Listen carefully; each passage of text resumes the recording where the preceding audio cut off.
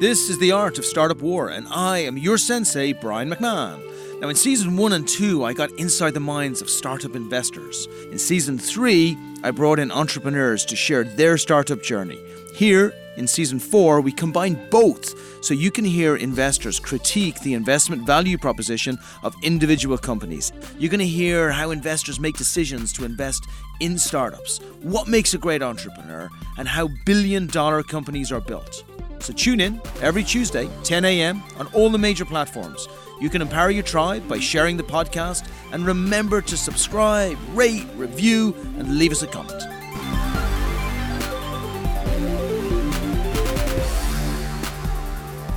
Good morning, it's Tuesday morning, it's 10 o'clock, welcome back. It's Brian here from Expert Dojo, and today I got a treat. I got a massive treat for you, because normally we either have a brilliant, unbelievable, phenomenal investor and we just talk about investing, hypothetically, or I have a phenomenal entrepreneur who's like changing the world and doing amazing things which are going to be seen by you and everybody else in the future, and you get that separately. But today we have it together.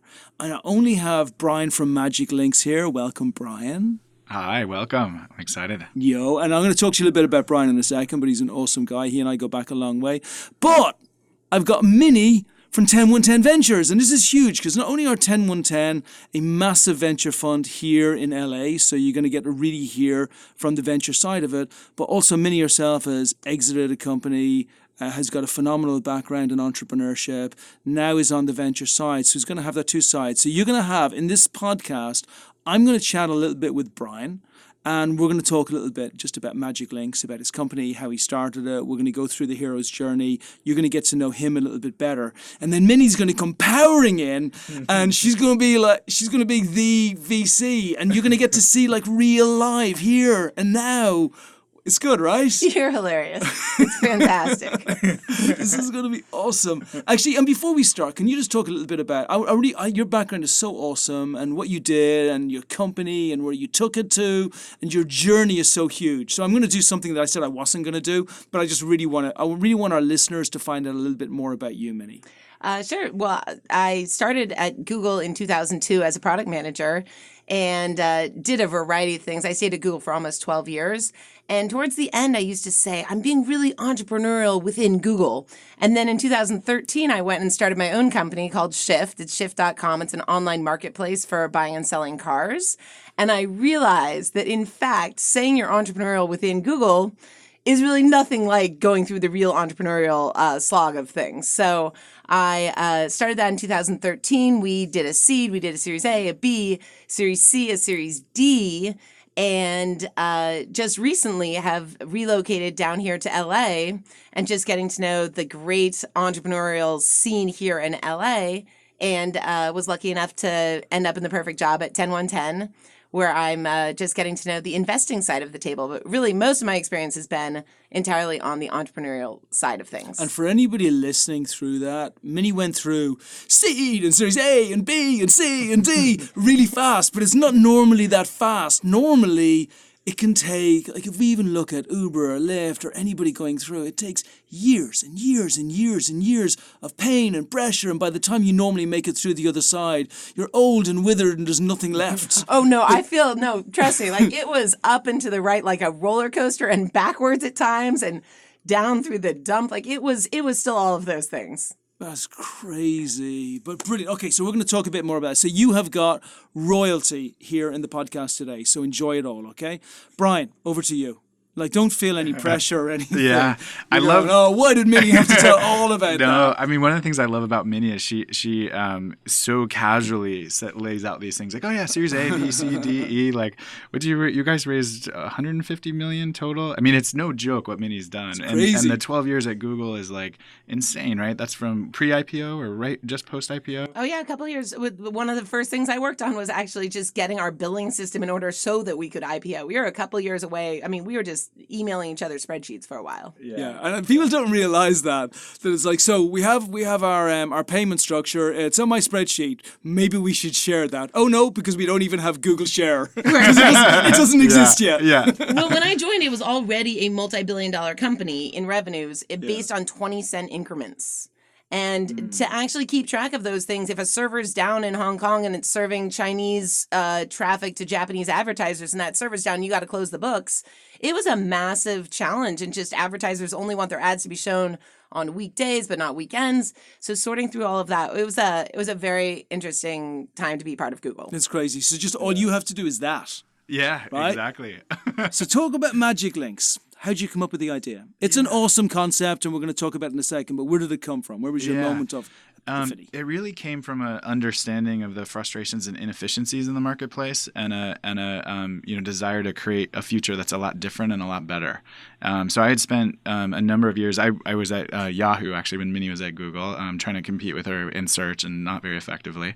And then and joined. By the way, company. that was very cryptic. That was beautifully said. But you could have been describing a new religion then. That's right. There are failures within the marketplaces, Yes. and I wanted to come up with something which is better for the future. Yeah, absolutely. I mean, I think you're seeing it play out, right, with how dominant Amazon is in the online space, and that's really a function of Amazon executing really well, and also a lot of brands not understanding digital, not being at the forefront of how to engage with digital. And we are talking about digital marketing, right? Digital marketing, very specifically. Yeah. So within digital marketing before you, it's just really hard. You spend a lot of money. You don't know where the money is going to be spent. You don't have necessarily very good ties for democratizing the ability to actually have people, use links and get those links out there. So what was your moment, though, where you went, I've got this idea? Yeah. I mean, for me, it was a simple sense of most attention was being spent on YouTube. And especially if you looked at young people, they were spending most of their time on YouTube and engaging with YouTube influencers,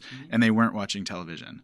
And a sense of where attention is where there can be a lot of innovation, and you can have a lot of basically wind at your sails if you can get into those, recognize those markets, and then get into them.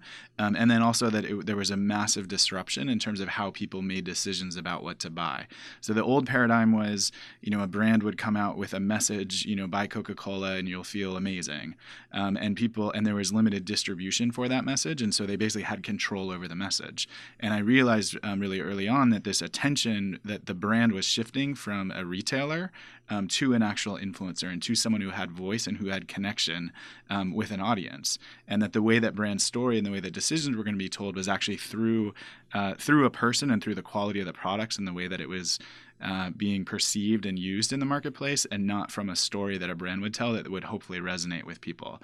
So really a much more authentic and connected world, and kind of seeing that and realizing the more, and then also I think one of the things being an entrepreneur is always being in market and talking to customers and figuring out what they need and what they want and what really are drivers for them. And early days of the influencer economy, there was no way really, or very few ways for an influencer to make money, and so we could build technology that would help them.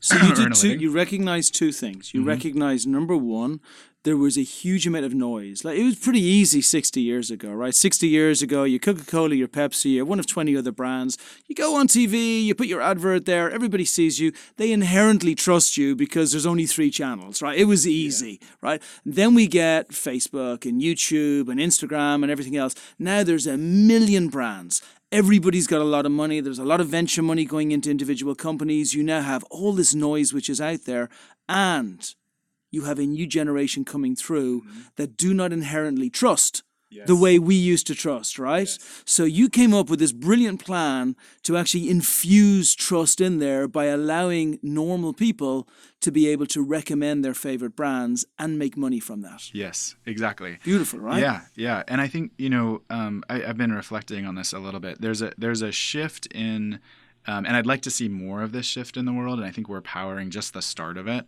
but a shift from a financial system that's built around really control to a financial system that's built around contribution. And when you think of, the old paradigm, control is a limited distribution, a small group of people deciding who gets on air and what's being said on air, to really democratization of information and sharing that the major platforms provide. So Google, Facebook, YouTube, right? All of these, Instagram, all of Twitter, all of these platforms is a democratization of getting your thought out into the world. And one of the big challenges we saw is that influencers, especially smaller ones, were having trouble basically earning an income, but they were having a influence that was way beyond what it seemed, right? So you have some people who have a following of 20 million subscribers, and when they post, there's all kinds of likes, but they're not actually driving action in the world. It's more entertainment focused. Our money, a lot of them, especially the ones under $1 million, right? So if you got 20 million, you're probably making a couple of bucks doing a few things, right? But if you're sitting there at 100,000, 200,000, 300,000, all of your friends think that you're awesome. You're getting invited to all the parties, but you can't even afford the dress to go there because you're not making any money. So it was very smart what you did by actually approaching both prongs. You went firstly to the influencers and you said to those people, guys, I'm going to give you a way to make money. You have to believe in the brands. So you choose the brands you like and then send them out to your friends and everybody else. And then you're going to make money. And how much money would they make on each one of these? So let's say, like, give me an idea, because this is an easy sell, right? I love an innovation where there's very little friction. There's no friction with the influencers because they make money. There's no friction with the brand because they make money, and there's no friction with the audience because they're being told by the people they trust. Yeah. So two thoughts on that. One, there's always more friction than you imagine. I think whenever you're starting something new, there's always friction because it's something totally different at both sides, whether it's influencers or brands. I think audiences purchasing through influencers, that's easy. That's the same as, one of your friends is wearing a really cool coat and you ask where the coat's from and then you make a purchase because there's trust that's been built. But there is still, a fair amount of friction. I think those are some pieces that we're still working through, right? That any company will. But like Minnie said, right, early days of Google, counting up billions of dollars, 20 cents at a time. We're not counting billions of dollars yet, but we are counting in small increments. Well, let's speak to that. So what was the date you started? So we started in early 2014. Okay. Yeah, January 2014. And then when you began and you had the idea, talk about how long it took to build a website, talk about the first revenue that you brought through, and then talk a little bit about how that grew, and especially talk about the investment that you raised at that stage. Yeah, absolutely. So I'll go back because we actually made a pivot. So we started out as a coupon business called Chipmunk. And that was originally I thought we'd bring coupons into the YouTube experience. Sweet. And that was great. But as we got closer and closer, and we that business kind of took off in the early days. And I think very soon we were generating revenue. Within a month or two, we were generating revenue. And that was a space that I knew really well and knew how to, had already built up relationships, both on the kind of product development side and on the brand side. But what we realized very quickly is that influencers, for influencers, having their fans save money on a transaction was a nice to have, but what they really needed was a way for the influencer to make money. And so we went through the hard conversation. We raised $750,000 on Chipmunk as an idea and bringing coupons into YouTube. From who? From angel investors. So the Pasadena Angels are our biggest kind of. But how did you get the Pasadena Angels? One of the most traditional and repressed, lovely, nice people. Lovely, nice people. No, they're very nice, but like they're no revenue.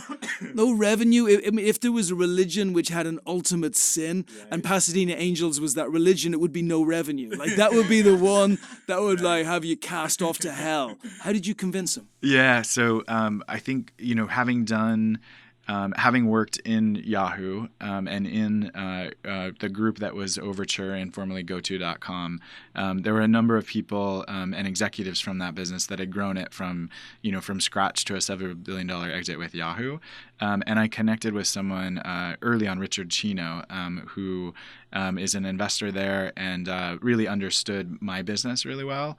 And those early days, I'd never raised money before, and for me, one of the hardest parts was to actually go like ask people for money for my idea is really a from an ego perspective, it's like it's challenging, right? Because you don't, right? It's humbling, and you don't want to let people down, and you want to I want to do great by them, but I'm also not sure, right? As a first time entrepreneur and just starting out, and in some ways, raising from angels is a little different maybe than VCs, where they're that's like so that might be like college education, and most investors aren't putting angel investors aren't necessarily betting that, but it's personal, it's very personal.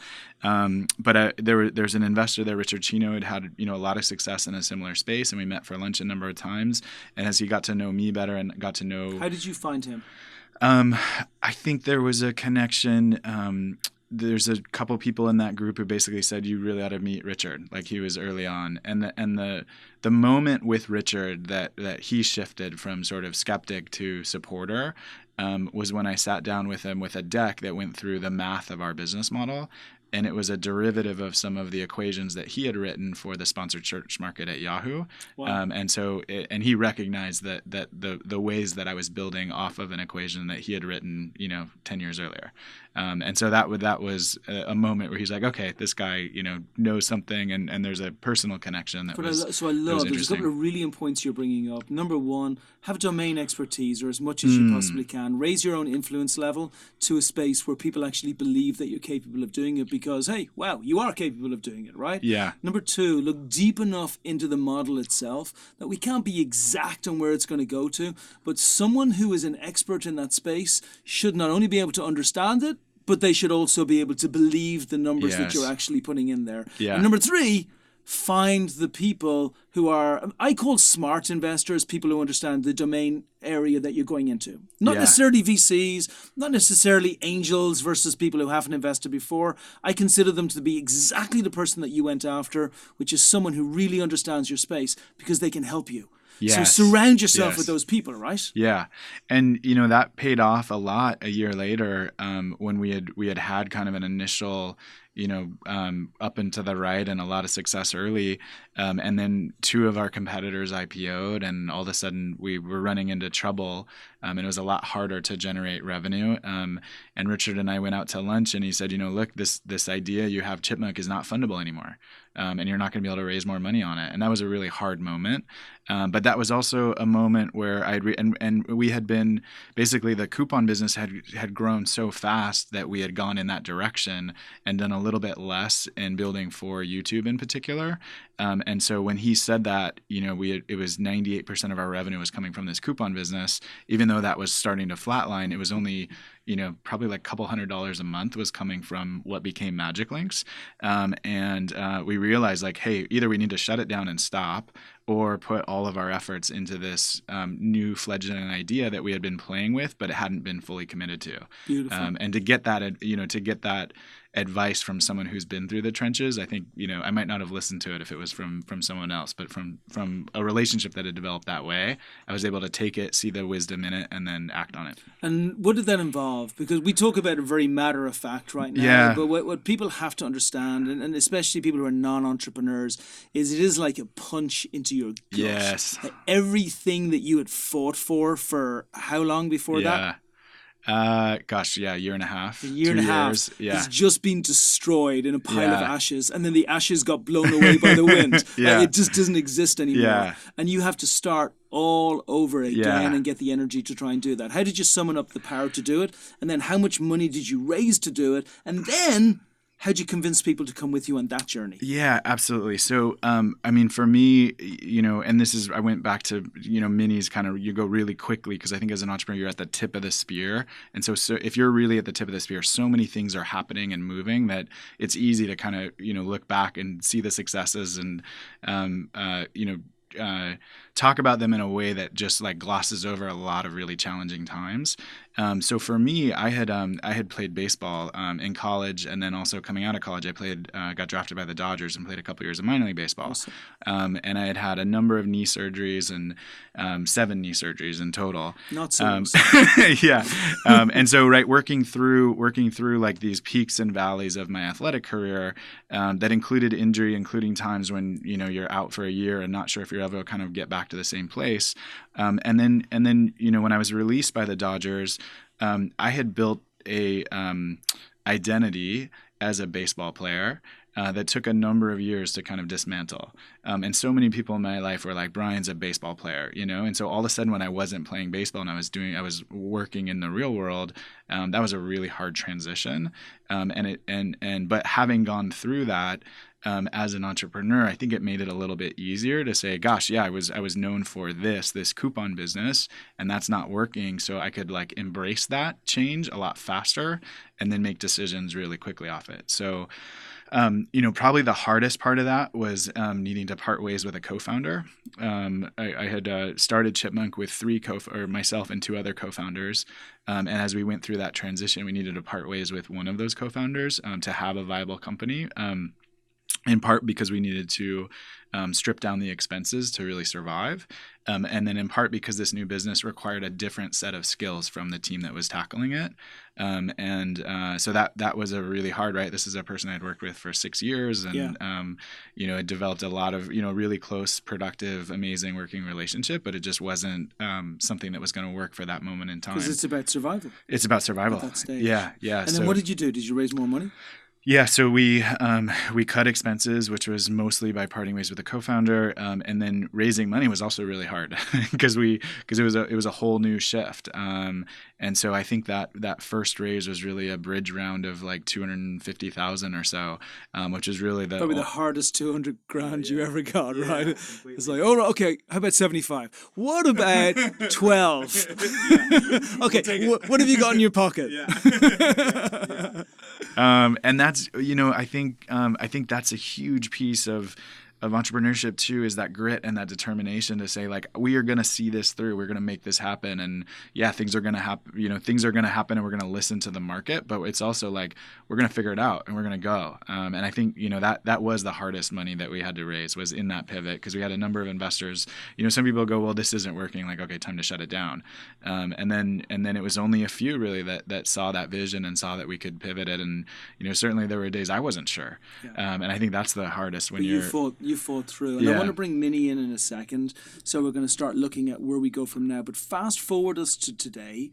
Take us through in the next 2 or 3 minutes what you've raised, what kind of traction you have, what the company's looking like, and maybe a little bit of a vision into the future. Yeah, absolutely. So I think one of the big differentiators for us is a focus on building technology and solving problems that influencers have. And that hasn't been as revenue focused. That's been more, let's get a product that works and then that we can pump revenue through that product. And that's a big difference. Like influencers at the beginning of this, the pushback on that raise as we pivoted is YouTube just a bunch of cat videos? Like no one's shopping through YouTube. So this was really early days where in the influencer economy was nothing like it is today. And I think that focus on saying, if we can get a technology and a product that influencers love, we'll always be able to bring brands to it. And so the first 3 years after we made that pivot, there was no experience for brands. It was only a product for influencers. And so we were listening to our customers, figuring out what they needed, how we could build for them, what type of technology and relationships and tools would help them grow their business. And I think that's made a lot of the difference. So I use that to set context for where we've come. We now have 15,000 of the world's leading influencers on YouTube who use our technology. We haven't spent $1 of marketing. It's been entirely word of mouth from influencers to other influencers, or from partnerships that we've made with kind of influencer MCNs and other companies that represent a number of influencers. And then we have over 2,000 brands on the platform.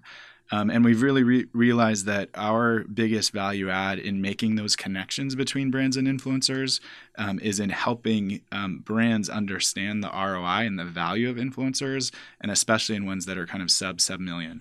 An influencer with 50,000 followers, like we said earlier, whose fans really trust her and have a very high propensity to buy, can actually create more value for both the influencer and the brand, many times than an influencer with 5 million followers.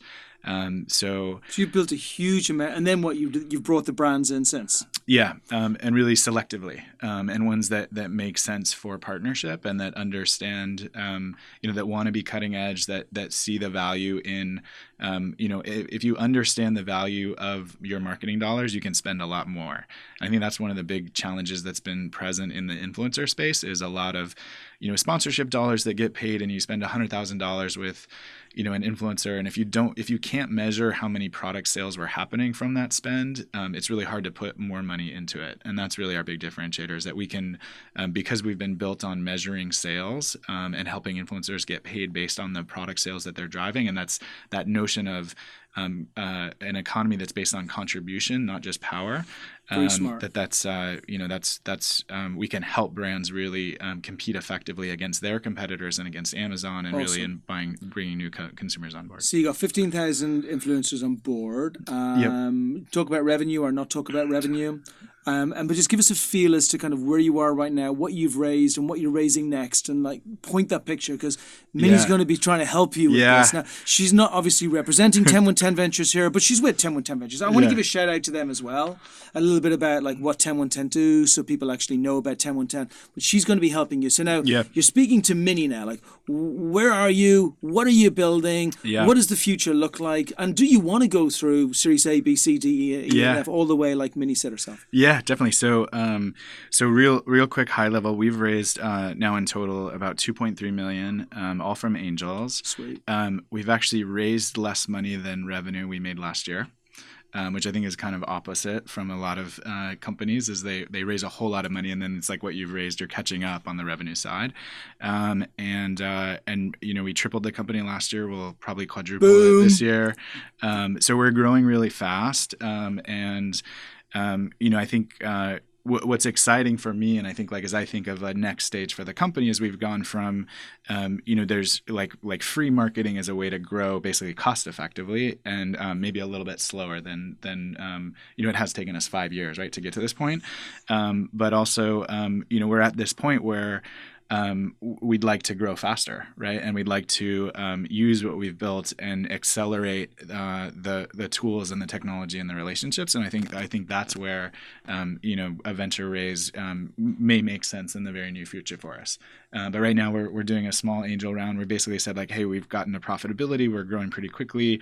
The path that we see for the next year to triple or quadruple the business is really straightforward for us. At least I think so. And our team knows what we need to do and sort of who we need to bring on board.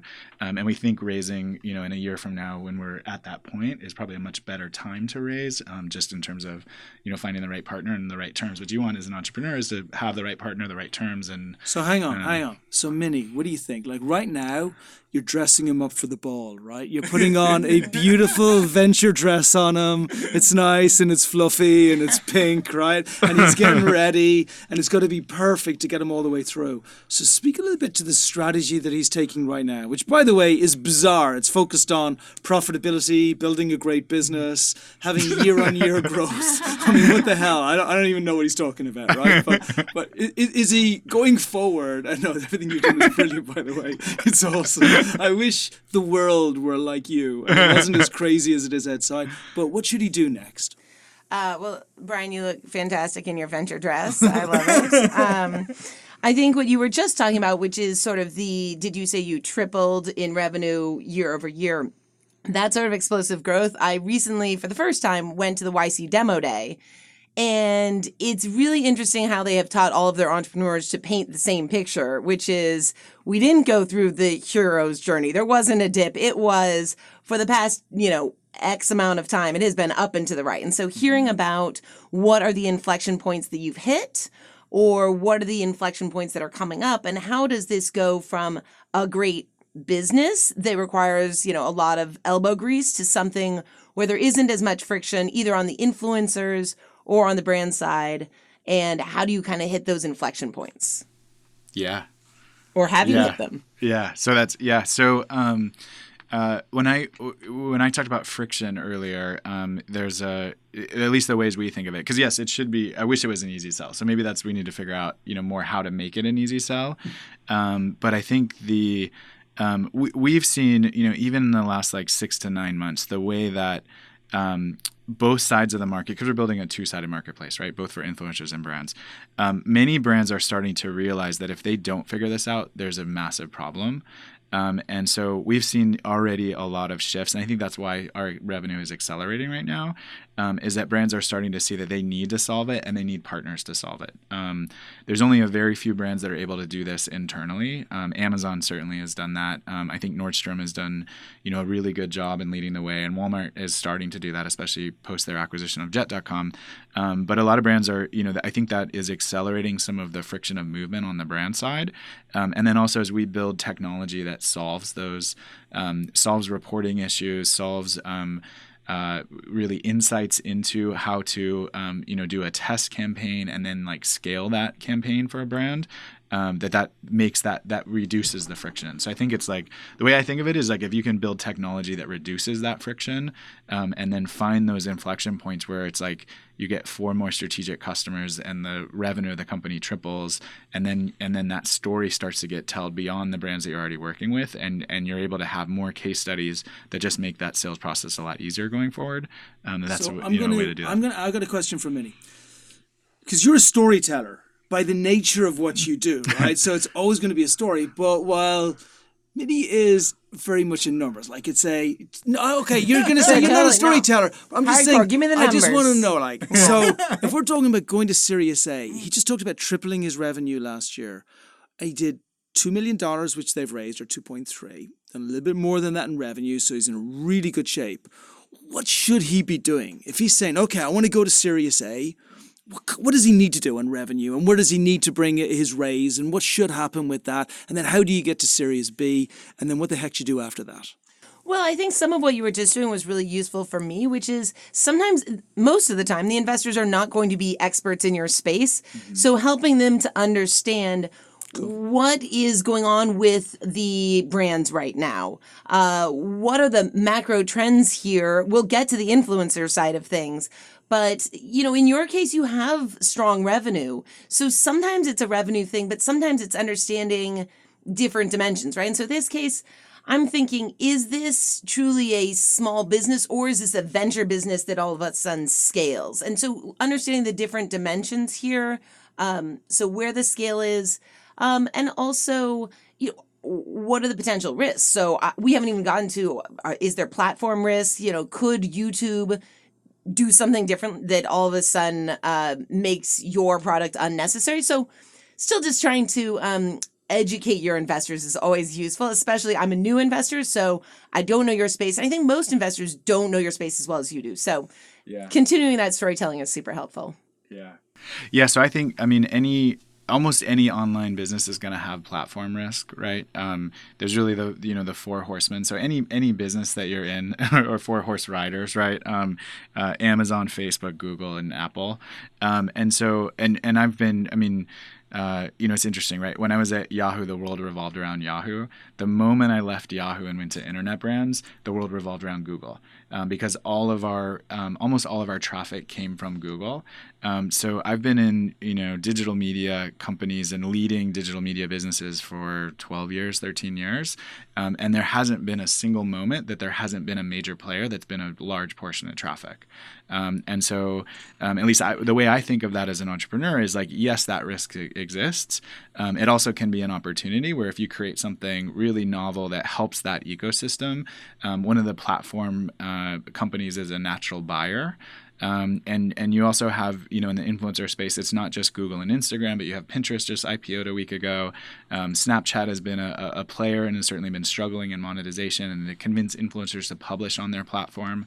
And then you have, new models that are popping up where TikTok, right, that has been kind of like blowing up just in the last short period of time, and Musical.ly and a number of other companies. So I think is like the fundamentals of what we do, I think transcend platform.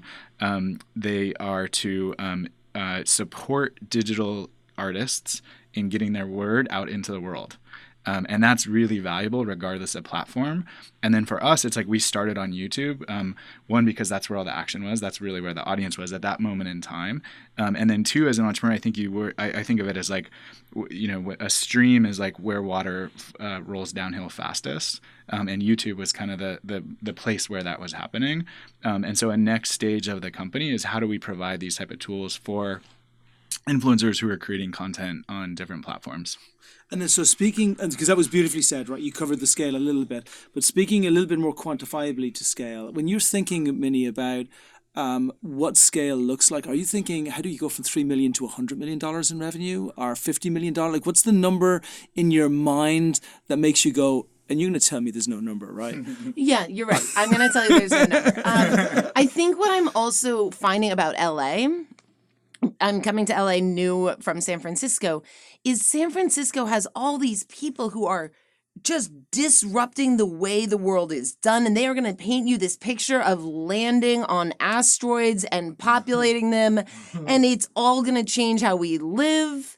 And sometimes I come to LA, and this is my first impressions of LA, new impressions, has been really fantastic people who are building with revenues, businesses that make sense, but they're not yet landing on asteroids. So it's not just about the numbers for me. It's that I want to know that MagicLinks and Brian are going to land on asteroids. And I think you were starting to talk about that, which is these are how do creators able to feel empowered to be able to maybe leave their day job like you did and have the confidence to build something. And this is sort of going to create a whole new way that creation of media is done or something. But you can tell me what.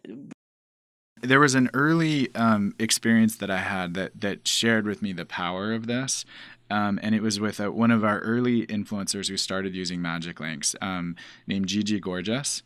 And she went through a sex transition and documented that online and through her YouTube channel. And the experience that I had was at VidCon, and it was standing near her as there was a crowd of fans that were kind of wanting her autograph, and like she's really blown up. She's a huge influencer. And really has brought in a lot of bravery into the world. And there was a fan nearby that I struck a conversation with, and I said, why do you like Gigi? And this person said, I live in Alabama, and there's no one in my community that resonates with what I'm going through. And that was just like, wow, talk about change the world, and talk about like have someone that wants to.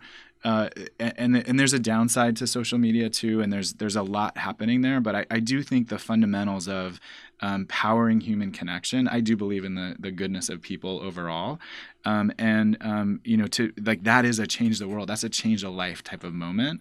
And so for us to be able to create tools and technology to help influencers get their word out in the world is really powerful. So I hope that's the like asteroid. Maybe it's not out on an asteroid, but it's changing communities and changing the way that communities connect by empowering people that have a voice and have the bravery and the courage to share it out in the world. To do more of that. This is interesting. I don't want to say difference in understanding, but I'm not quite sure if your asteroid is your asteroid. By the way, I love the asteroid, right? I'm going to steal it. I'm going to use it. I'm going to be like, where's your asteroid? Nobody's got an asteroid. Go home and come back when you've got an asteroid, right? But when you're speaking very much, Brian, about I'm going to change the world, right? And that's the asteroid. The world will be a better place. But is your asteroid more about we're going to make cars fly? Like our company is going to have flying cars with electric engines which are invisible. And we're going to do it. And this is our path to being able to do it. So it's more about, I think, MagicLinks being a whole new universe which is discovered. And how do you create that place by doing what you're doing to get there? Yeah, absolutely. Like a whole new universe. It doesn't have to be that I'm envisioning the same universe. In fact, I want to hear your universe. But, from a really practical point of view, I liked the inspiration that you were talking about. From a practical point of view, I'm thinking, can this investment return my fund? Yeah. And so is this asteroid world that you're envisioning going to return my fund? Is sort of the practical thinking that's going on. We can hug afterwards. Yes. Yeah. But for now... Yeah. How much money is going to come in? Where is it going to come in from? How big is my company going to become? And it has to feel relatively real. Right. And I still get a little bit of heebie nervousness when people start to talk about acquisition, because I still start to think, okay, great. So you're going to build a business and it'll get acquired for $50 million. That's great. It doesn't return my fund, my percent ownership at that point. And so I'm still thinking you're the next. It's not, we're empowering a little bit, playing on the fringes. And right now we've got some links in the show notes or whatever for YouTube where this is we're going to end up in a new world where all people are buying in this manner or communities are connecting. So, okay, in the last 5 minutes or so, Brian, this is it. So number one, if you've got up to $3 million, if you raised $2.3 million, you got to be going through the scales, right? And I'm not sure whether another seed or a bridge or something is the answer, or whether you should be going for A. And if you do get to A, like how much revenue you're going to have to get to A. For me, and I want to know what you think about this as well. not worrisome in a bad way, but worrisome in a conversational way when you say we haven't spent any money on advertising because you're an advertising platform, right? And if you spend money on advertising, is it that you're afraid of growing too fast? Or, because again, I just want to go back to your asteroid. When you talk about the asteroid, we're not saying we're going to get the slow bus to the asteroid. We're going to swim there, right? It's not. We're like, we'll go like straight into the sky, and we want to get there as quick as we possibly can. And I'm not sure that 5 years is too slow, but I do know that your next 3 years are the most important years of your life forever. Yeah. Okay? So speak a little bit about, at the end, right now, about the asteroid that you have, how you're going to get there, how you're going to grow the business, and what specifically you're going to do to make that leap from where you are now to where you're going to go to. Yeah, absolutely. Because that's what makes it venture backable, right? Yes. Boom. Okay. Right. It's got to be good though, mate. No pressure. But yeah. I mean, I think of a few angles, right? So, number one, Minnie, to your question earlier, is it just YouTube, right, or is this more multi-platform, right? So, one of the big focuses we're going to have on the rest of the year is proving that we can expand into other platforms and that we can accelerate. By delivering more value for influencers as we cover more platforms, and then also for brands where we're working with them really well already in video, and then that can extend into other platforms and other mediums through the same influencer. So that's one piece of acceleration.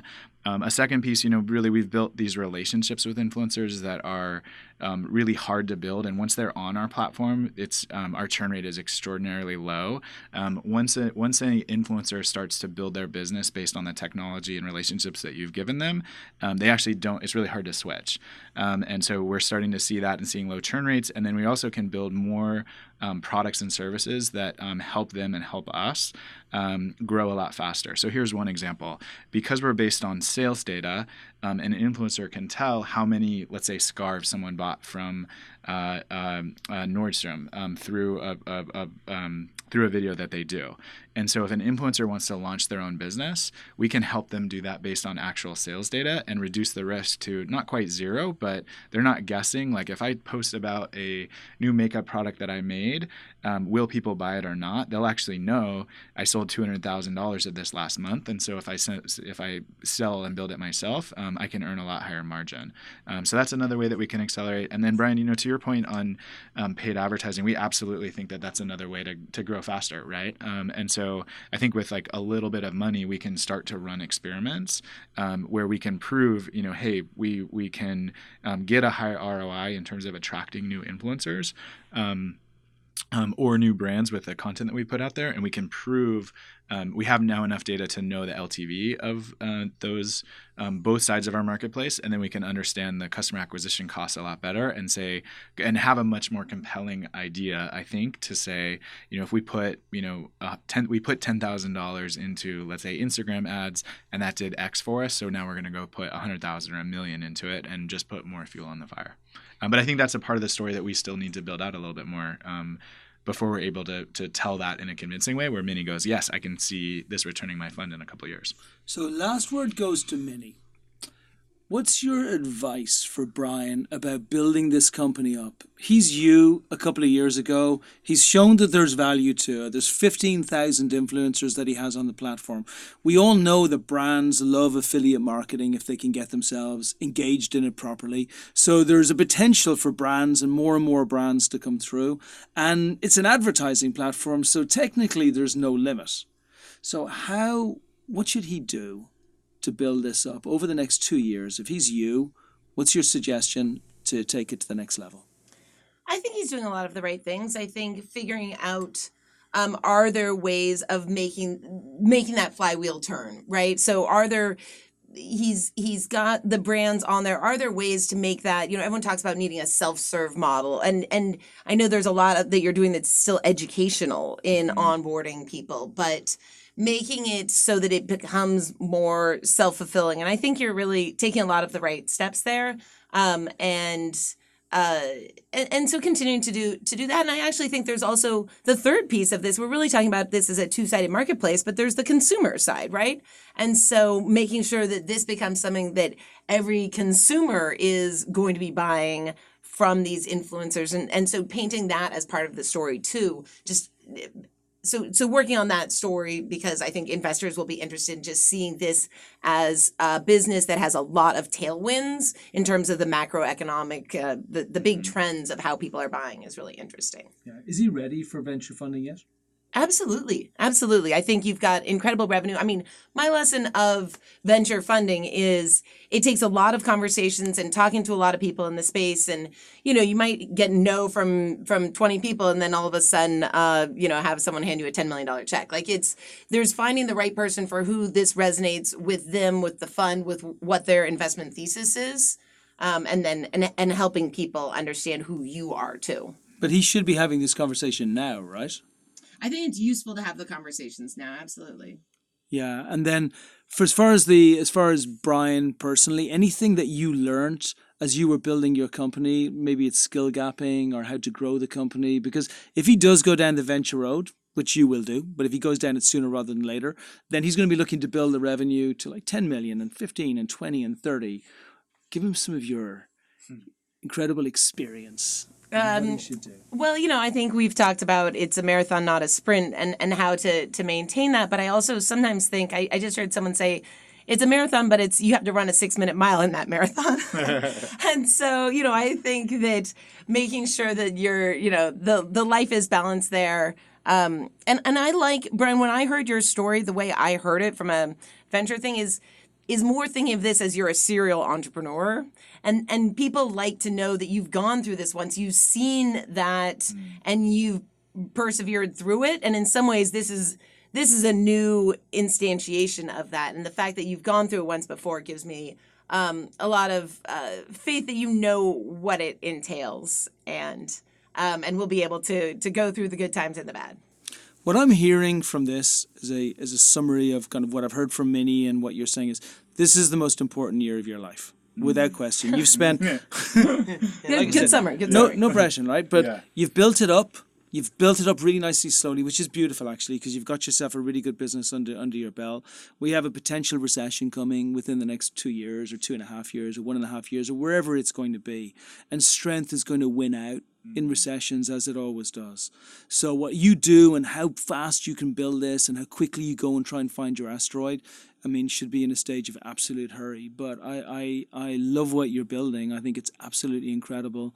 And well done. Seriously, congratulations. You built a strong business with great revenue, with the right fundamentals. You've done it properly. You haven't felt pressure before. You should feel pressure now, but you did it right the way. So you go with that, Minnie? Yeah, I agree with that. I agree that it's a willingness to really step on the gas if that's what you want to do and just risk it. And maybe it's spend money on marketing, but it's spend money on product development. It's whatever it is, but it's that willingness to just go hard at it, even because it seems like, you've done a lot of the rational steps, and being a little irrational sometimes is necessary to reach for that asteroid. I love Minnie. Minnie makes me look like super relaxed. and I'm the most frantic, repressed Catholic Irish guy that exists in the world. I wake up in the morning, I'm like, what? And Minnie's like, really? He's slow. This is how you do it, okay? It's already 9:15. Okay? Hey, right. It's been a pleasure. Minnie, it was awesome getting him on the podcast. Fantastic. It was a great call. Thanks all. You and I are going to have another podcast afterwards, which is going to be absolutely brilliant. And Brian, man, just blow it up. Make it great. Yeah, let's get on that asteroid. I love it. By the way, how can people contact you, Brian? Yeah, Brian at MagicLinks.org. Actually, we just switched to .com. We just got the .com after 5 years. So, well done. Brian at MagicLinks.com. Okay, and then brilliant. I'm on Instagram as Evolve and Grow. Wonderful. And if anybody's looking for Minnie, you're on LinkedIn, but you can contact me. Yeah, Minnie at 10110. I'm easy to find. Okay, wonderful. Even more straightforward. Thanks for joining us. We promised you greatness, and greatness you got. We'll see you next Tuesday. Fantastic. All right, thank you. Thanks. Thanks for joining us. If you love the podcast, please empower your circle by sharing these stories. The Art of Startup War is brought to you by Expert Dojo. And remember, we invest in startups, $50,000 checks. Make sure you apply on our site if you are one of those great entrepreneurs looking to bring your company to the next level. As far as the Art of Startup War is concerned, we are back every single Tuesday at 10 a.m. So remember, check out the new episodes. If you want to find out what the investors think, check out season 1 or 2. But make sure you join us every single week.